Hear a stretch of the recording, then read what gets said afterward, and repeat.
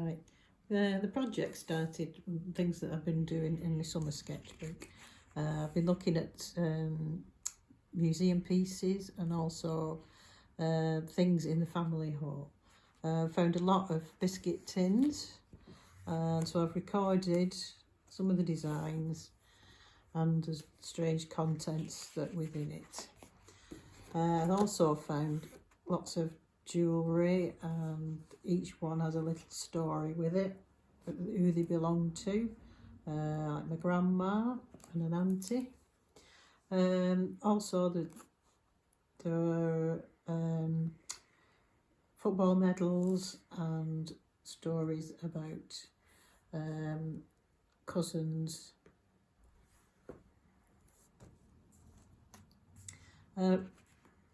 While I was at the museum, I sort of got interested in all the embroidery and thought about how it was like a dying trade, that people weren't doing it anymore. So I decided that I would record it, and then I could perhaps reproduce it in the design.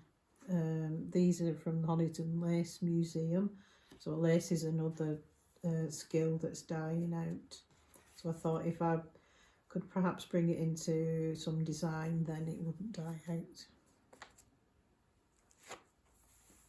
That's that. So for the actual project book, I'm still looking at silk embroidery from museums.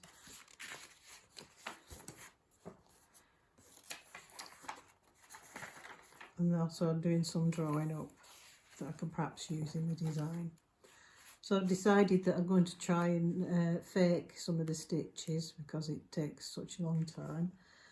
This is where I was trying it out on a stitch program that it does a simulation of the stitches, so I'm trying to do some white work and some cut work.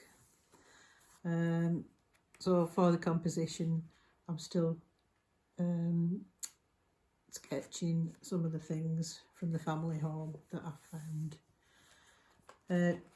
I'd also decided that I would see how they depicted lace in paintings and art. So these are some from the Carmarthen Museum, the details. Also some stationers and wallpaper seem to be picking up on the lace theme, so I just thought I'd have a look what they were doing. I've been experimenting with cyanotype by putting lace on and exposing it, so I could see if it was a good effect.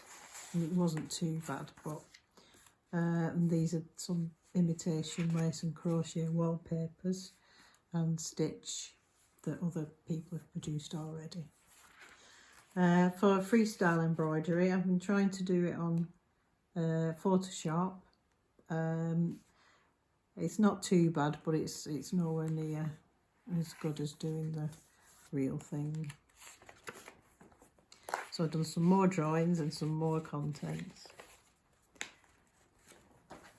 For the bag that was quite plain, I decided I'd do some of this cyanotype and scan it into Photoshop and manipulate it, and I think it's worked out okay.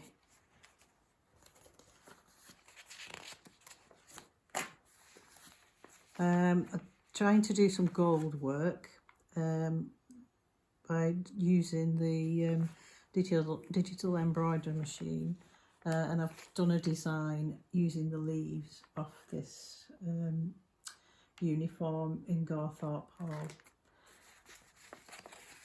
That was an experimental one. So on here I've done digital embroidery and also some hand embroidery. Now for the narrative, I thought it would be nice to get some words, some text onto the design. So I've been looking at ways of other people have brought it into their work. And the best way I found really was to actually do the embroidery and then scan it in. I also tried Mod Podge on see if I can put some text on the surface, but it didn't work very well.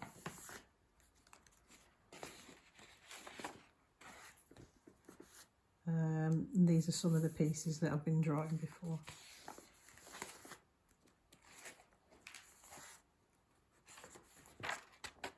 This is sort of the outcome. I did find that actually drawing it did give a better result. So these are the artwork, and these are the samples of fabric that were printed.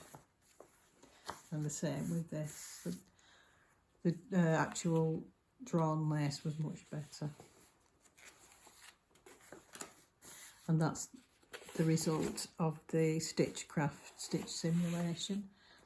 The best result I found was actually doing the embroidery. So in this case I happened to do it on a piece of cardboard because that's all I had at the time.